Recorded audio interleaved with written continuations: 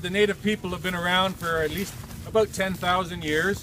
So long ago, they discovered you could collect the sweet water or sap from the maple trees in March and turn it into sugar. It's just a little bit sweet from the tree. To get the sugar out, you have to boil off the water. The native people here did not know how to make any metals 10,000 years ago. They only had stone and they had wood to work with. So they would use a stone axe to cut a notch into the tree, inside the bark, into the sapwood. And then the sap comes oozing out of the wood and then dripping off the end of a stick. And then they would collect the sap in a pot. They would mostly make a container out of birch bark, something like that, to collect the sap when it drips out of the tree. They didn't have a metal pot to cook the sap in. The best method they discovered was to hollow out a log.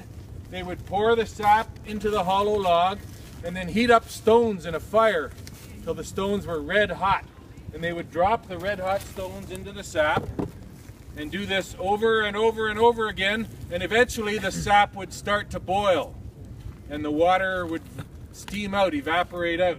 So all day long you put hot stones in the sap and it will slowly shrink down. As it shrinks, it gets browner and thicker and sweeter, and eventually it becomes maple syrup.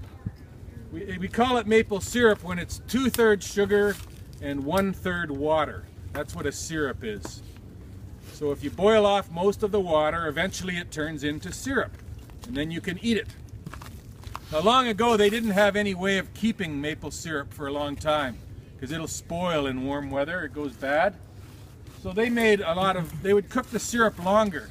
Keep on cooking it, keep on boiling it until all the water is gone. Eventually, you get pure maple sugar, which looks brown, just like brown sugar, dark sugar crystals. And the dry sugar is something that would keep all year, so they could use that as food and for energy. Sugar is a good carbohydrate, give you a good source of energy when you're out and about. So the